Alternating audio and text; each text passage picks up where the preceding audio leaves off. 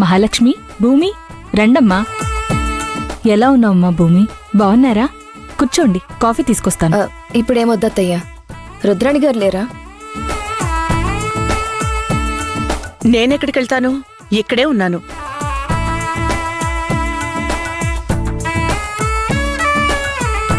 కూర్చోండి. రాకరాకొచ్చారు, ఏమన్నా తీసుకుంటారా? వద్దు పిన్నిగారు, మీరు చెప్పారు కదా ఫోన్లో పండగైన తర్వాత వచ్చి శౌర్యని సిద్ధార్థని ఇంటికి తీసుకొస్తానని. దాని గురించి ఒకసారి మాట్లాడిపోదామని వచ్చాం. అవునా? అవునండి, ఫోన్లో మీరు చెప్పారంట, ఒకసారి నేరుగా వచ్చి మాట్లాడితే బావుంటుందని మేమిద్దరం కలిసొచ్చాం. ఆ తీసుకొస్తాను. తీసుకురాకుండా ఎలా ఉంటాను? సిద్ధార్థని తీసుకునే వస్తాను.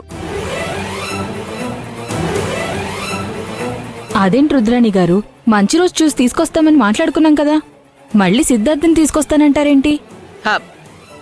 అది సిద్ధార్థని శౌర్యని ఇద్దరినీ తీసుకొస్తానని చెప్తున్నాను. వాళ్ళిద్దరూ ఇప్పుడిద్దరు కాదు కదా, ఒక్కరే కదా.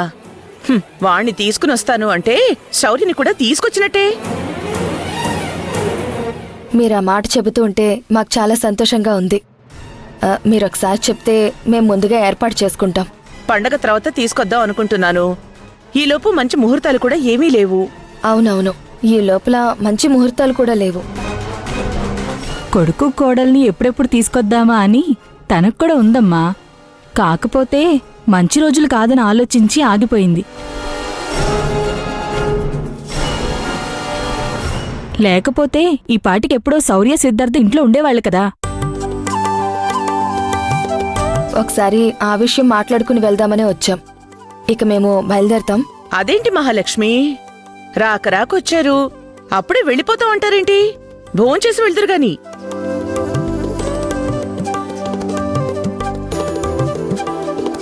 పర్వాలేదత్తయ్య, ఇంకొకసారి వచ్చినప్పుడు భోంచేస్తాం. ఏంటమ్మా, మీ చెల్లెలు ఇంటి కోడలయిందంటే మీ ఇద్దరు అయినవాళ్లే కదా, సొంత వాళ్ల దగ్గర మొహమాటం ఎందుకు? కాసేపు సరదాగా మాట్లాడుకుని భోజనం చేసి వెళ్తే బావుంటుంది. పర్వాలేదత్తయ్య, ఇంకోసారి వచ్చినప్పుడు భోంచేస్తాం. అత్తయ్య గారు చెప్పిన మాటతోనే కడుపు నిండిపోయింది. అలా మాటలతో కడుపు నింపేసుకుంటే ఎలా? మా శౌర్యని అత్తగారింటికి పంపించటం అనేది మా బాధ్యత. మీరే వచ్చి తీసుకొస్తాను అన్న తర్వాత మా బాధ్యత మీరు తీసుకున్నట్టు అయిపోయింది. ఆ ఆనందానికి ఆకలి కూడా వేయడం లేదు. భలేదానివి మహాలక్ష్మి, నీ చెల్లెల్ని అత్తారింటికి పంపించాలని మీరెంత తాపత్రయపడుతున్నారో, నా కొడుకు నీ కోడల్ని నా ఇంటికి తెచ్చుకోవాలని నేను కూడా అంతే తాపత్రయపడుతున్నాను. పండుగ తర్వాత మీ ఇద్దరి కోరికలు తీరిపోతాయి. ఇంకేంటి మహాలక్ష్మి, ఇంట్లో అందరూ బాగున్నారు కదా? అవునత్తయ్య, అందరూ బావున్నారు. భూమి ఉండగా అందరూ బానే ఉంటారులే. ఇంట్లో అందరినీ కంటికి రెప్పలా చూసుకుంటుంది కదా. నేను చూసుకునేదేముంది పిన్నిగారు, ఇంట్లో పెద్దవాళ్లున్నారు, వదినుంది, బావగారున్నారు. వాళ్ళని నేను చూసేదేముంది, వాళ్లే మమ్మల్ని చూసుకుంటున్నారు. లేదు భూమి, నీ జాగ్రత్త వేరు, నువ్వు ఆలోచించే విధానం వేరు. పైగా బాగా చదువుకున్నదానివి కదా, నీ తెలివితేటలు మా వాళ్ళకెక్కడుంటాయి?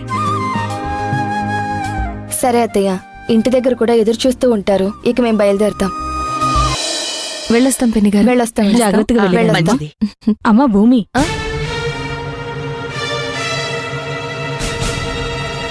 ఏంటి పిన్ని? రాత్ర కలొచ్చిందమ్మా. నువ్వు ప్రెగ్నెంట్వి కదా, నీ కడుపులో ఏదో సమస్య వచ్చినట్టు, అది నిన్ను బాగా ఇబ్బంది పెడుతున్నట్టు తెల్లవారుజామున నాకు కలొచ్చింది.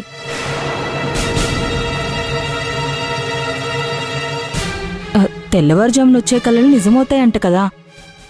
నీకంతా బాగానే ఉంది కదా?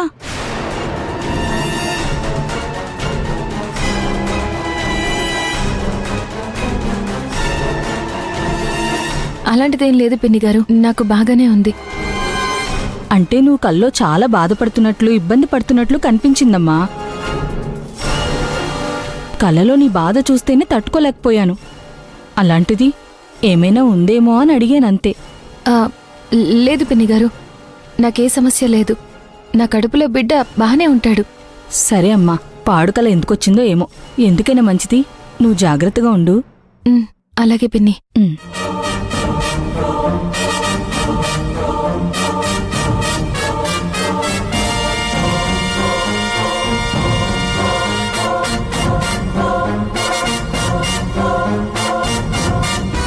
వదినా, నా కడుపులో ఉన్న బిడ్డకు బాగోలేదని ఆమెకెలా తెలిసింది వదినా?